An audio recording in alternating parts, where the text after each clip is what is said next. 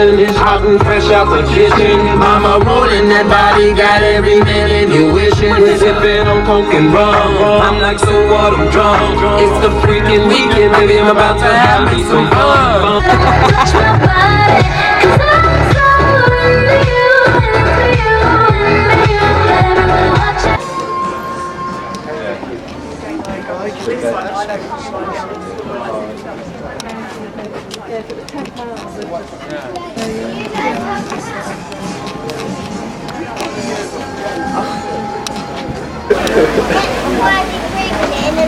God, it looks so good. What's the best sauce to have with that? Sorry? What's the best sauce? The first bite.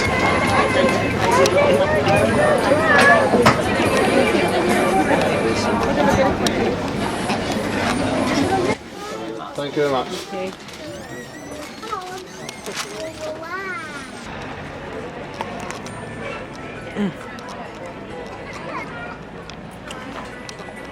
Yum.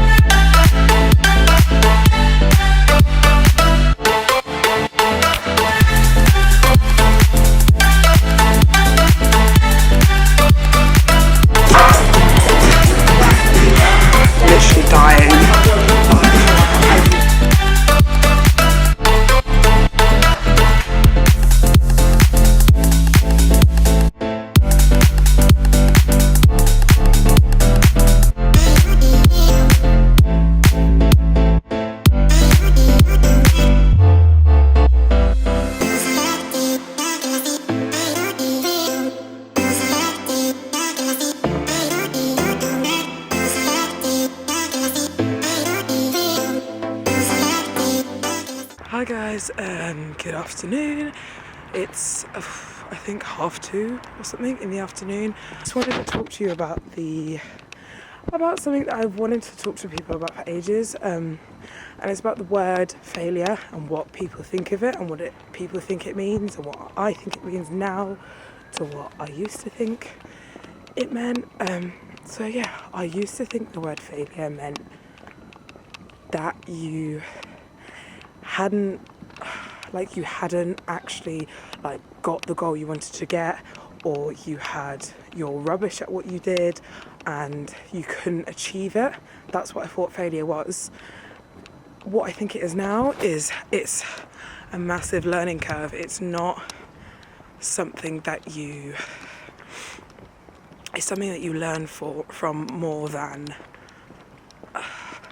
I'm really not good with words, but it's something that you learn from more than something that you apparently fail at, if that makes any sense at all. For example, like me this year, obviously I've done 7 shows this year, and didn't exactly, at the beginning, I didn't exactly place or get where I wanted to get, because obviously each competition I wanted to place and I wanted to get better, and I have gotten better throughout all of my competitions, but I thought I had failed only until now. I thought I had failed in every single competition that I did, and it's only till now that I realised that I haven't. It's been such a massive learning curve, and all these competitions have made me see that actually I haven't failed at them at all. As you can see, I'm not very good with words when I'm in public, so I'm going to sit you down here and talk to you a bit about that. So anyway, carry on about talking about the word failure. Basically, from my experiences, obviously doing 7 shows, and I'm not saying I'm like professional or whatever, because I'm not. This is my first year of bodybuilding. Like, it's no way in hell no way in hell am I a professional.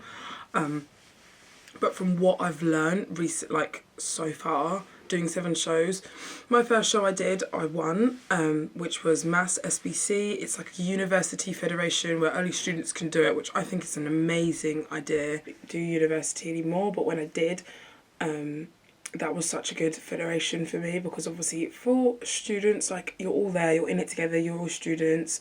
Obviously doing bodybuilding, I know so many girls that do bodybuilding and they are a student, and it's like I take my hat off to them, because literally being a student and also doing bodybuilding is like the hardest thing, and because obviously you are stuck for funds and like student socials and going out and stuff like that, you've got to kind of cut most of that out, which is obviously quite hard being a student, because that's a big way to like make friends and stuff. But anyway, that was my first competition that I did, and I won that, and I came overall, which was amazing, and it gave me the confidence to do another federation, which is UKBFF, which is probably the biggest federation in the UK, I would say.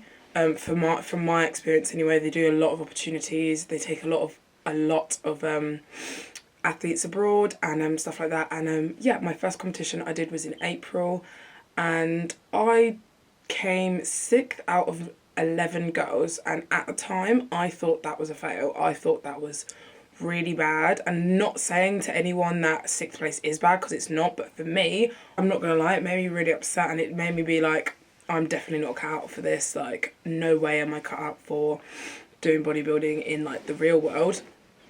So thought that after my competition, and then gave it a few days and decided to do another competition, and then that's when I met my coach Tony. We decided to do another competition in July time, and that was the English Grand Prix, which was, I think it was like 5 weeks away, so I did that.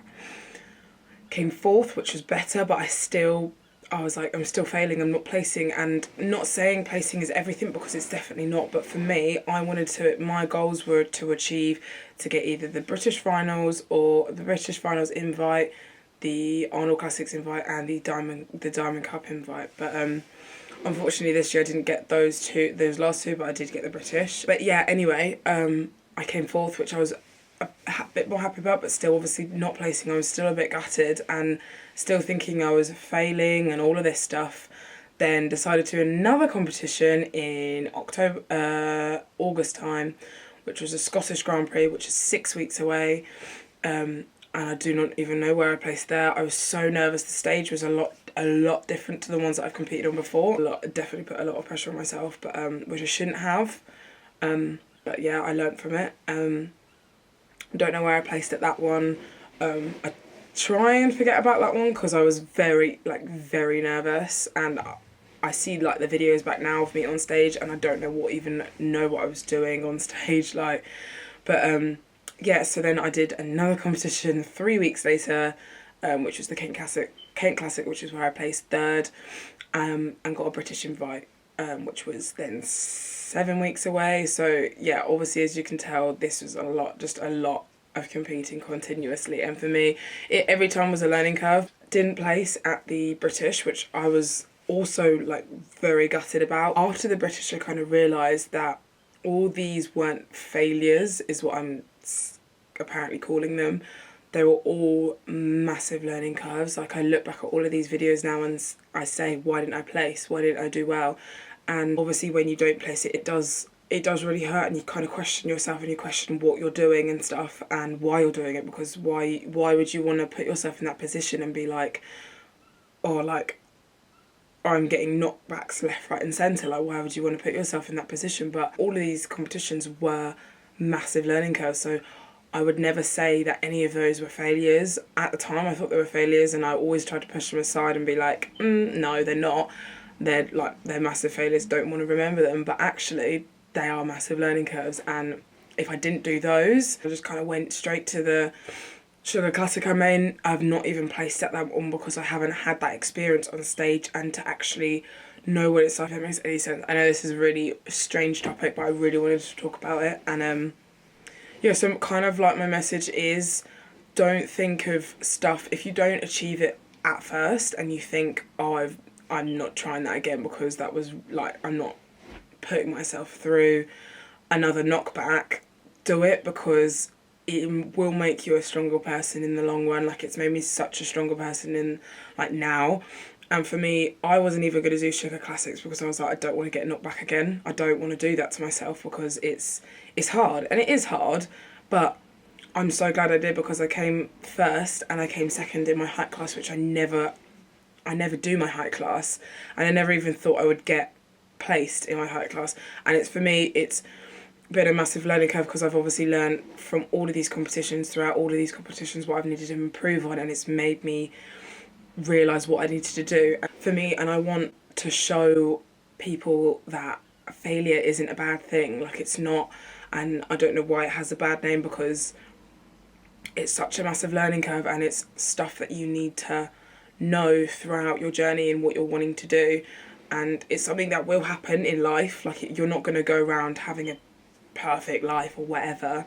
Like, you're going to get knockbacks and you're going to get setbacks. Like, so many people, like, say Oprah Winfrey, I saw this in an article the other day, they said she wasn't fit for TV. They said that she wouldn't get anywhere, and now she's one of the most inspirational women in the TV industry, like, with her talk show and stuff. Like, it's just things that you've just got to learn.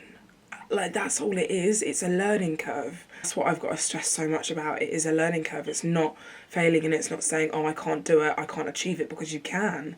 Like, there's going to be setbacks and there's going to be, like, stuff, but then from those setbacks, you've got to learn from it. Find out who you are as a person from said failure, like, or what I want to call them as learning curves. It's not failure.